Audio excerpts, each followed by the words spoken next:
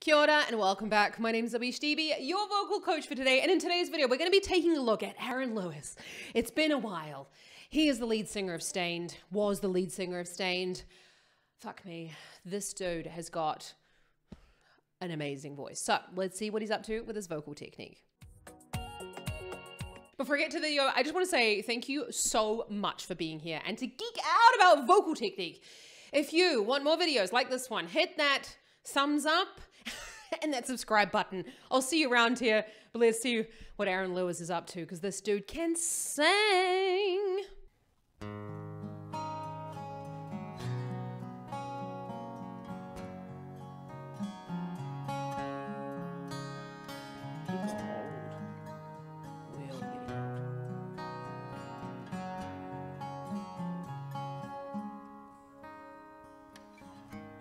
It's been a while since I could hold my head up high. It's been a while since I first saw you,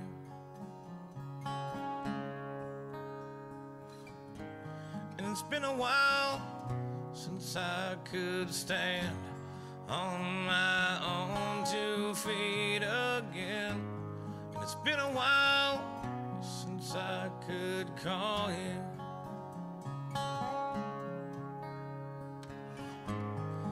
Everything I can't remember,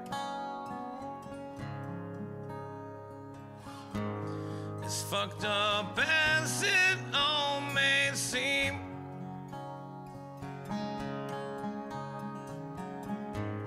The consequences that were entered, I stretched myself beyond my means.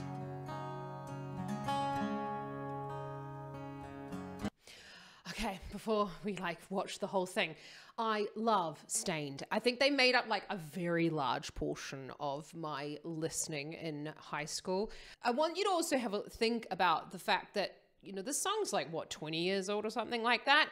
And I wouldn't say his voice is in tip-top shape, but we don't know why, right? I actually didn't do any research as to why it's not like that. I'm not going to make any judgments about it because I haven't. But if you're looking to sing this type of music with that little bit of constriction going on, I want you to think about actually the mouth shape as well. So you can see he's not really moving his mouth too much. It's not about big open sounds. It's quite a relaxed mouth position. It's like he's almost speaking on pitch. I'd really like to go and have a look at how he sounds when he's actually speaking. But that little bit, I would almost call that creak. We call that in Vestal voice training creak or slack vocal folds, where you do this and you can do that over top of the note to create that little bit of a crackle. But let's keep enjoying it.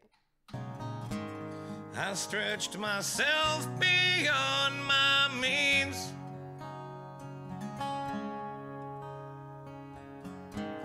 and it's been a while since I could say that I wasn't addicted, and it's been a while since I could say I love myself as well.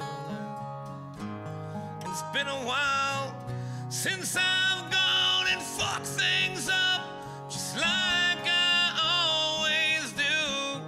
It's been a while, but all that shit seems to disappear when I'm with you. Everything. We have to talk about it. We have to touch that lovely high note. Now, what also comes into play in situations like this, he's a little bit older, the song's a little bit older. This is the original key. So we have to think about the fact fucking amazing that he's kept up with this standard.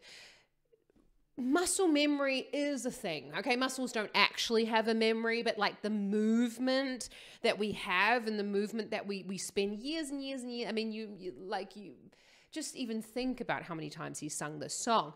It's in the muscle memory. The voice knows what to do. He could probably sing this with a very heavy cold. Really, really fantastic. This is definitely a lot more crackly or a little bit more constricted, or with that little slack vocal fold, whatever you want to call it, than the original. But you can still appreciate it's still a fucking awesome song, and it sounds really, really cool. And I think it's more to do with the message rather than actually the actual vocals of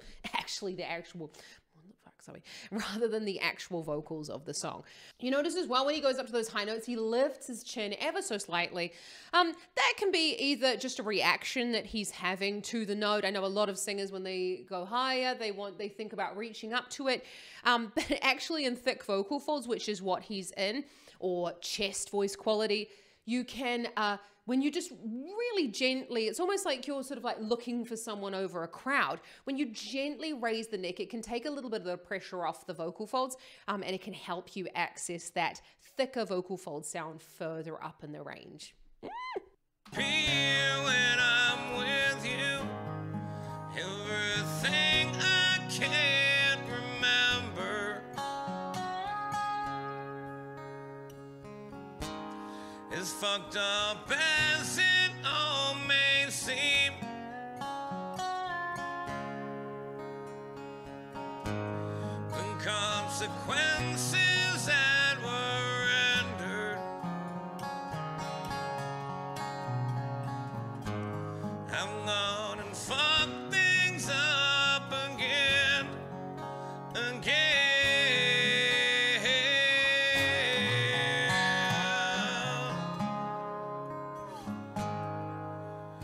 Why must I feel this way?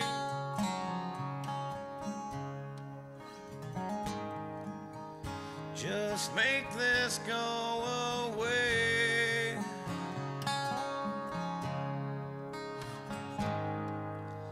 Just one more peaceful day.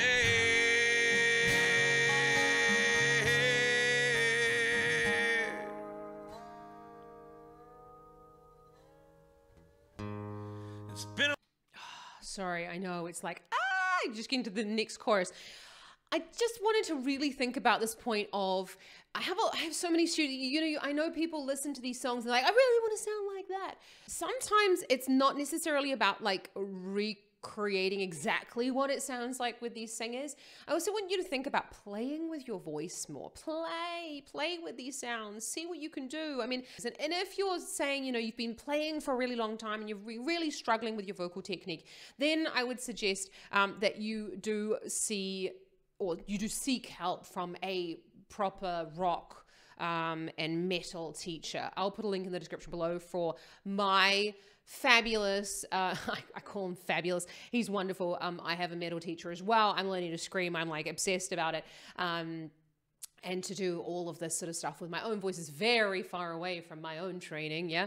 But I want you to think about, really thinking about just watching out for your voice. If you cough, if you have this feeling of scratching, if it hurts to swallow, then stop singing, please. Don't think about pushing through that. You can also use, where is it? I actually have a new one, a new straw, which I'm trying out. This one's called Rayvox, which is also a lax vox. So you've seen me in some videos with the big tube. This one actually doesn't require any water. So that is like really good for me because I don't like the taste of the silicone straws in my water. Then I can't drink the fucking water afterwards. And it's really frustrating to have like 2 bottles. So this one,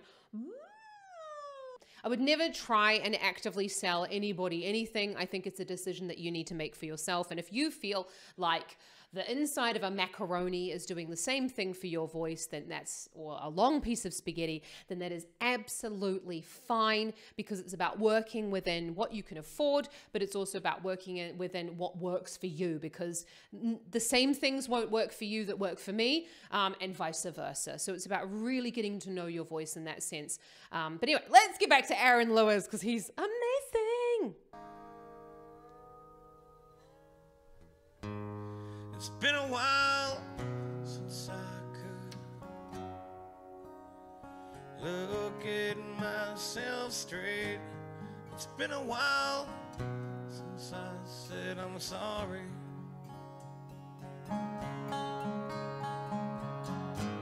And it's been a while since I've seen the way the candles light your face.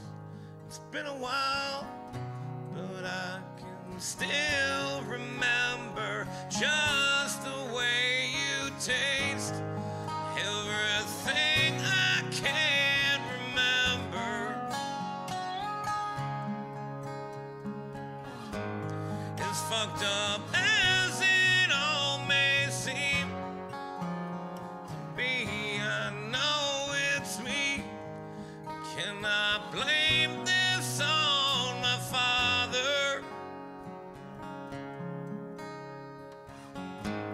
He did the best he could for me.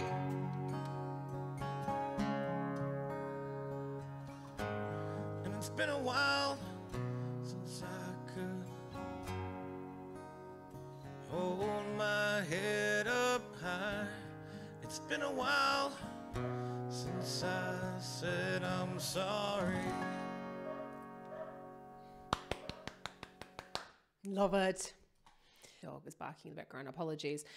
I really, and I got really excited about that high note because I love the way that he was using his glottal onsets in order to get onto the note. Now, a glottal onset is what happens at the beginning when you say a vowel. So e, or u. And in Ester voice training, we use this hand signal to symbolize or to show that the vocal folds, these are your vocal folds, even though they sit like this, but these are your vocal folds, they are closed before the onset of the tone. So you've got e, or u. And that's an excellent way for you to reach those high notes. And everything I can't remember has fucked up as it all may seem. So you're looking at using that glottal onset to reach onto those notes, and also it helps to stop the scooping. So if you're going everything I can't remember, it's going to be more difficult for you to reach that note. But if you pitch the note at the beginning of the sound, so rather than going and everything and scooping up there, pitch the start of the consonant, or pitch the start of the word on the note. And everything I can't remember. And that's going to stop you, or it's going to try and help you to not scoop up to the note, which is then going to help you stay in thick vocal folds, or in that chest voice quality as you're going up to those higher notes. But if you're struggling with the song, because this is relatively high, right? So take the key down a little bit for yourself. That's something that I always recommend. If you're struggling with those high notes, lower the key, find it in a more comfortable part of your range, and then you can slowly build the song up. But that's not about ability. That's just about being able to pitch it comfortably, and then you can work towards singing at the original key. But thank you so much for joining me here today to have a look at Aaron Lewis. He's absolutely amazing. Love me a bit of Stained. And if you've enjoyed this video, give it a big thumbs up, hit that subscribe button. I'll see you around here next time to geek out about vocal technique. Let me know down in the comments what I should take a look at next for you. My video's about to run out of time, so see you back here soon. Ka kite anō.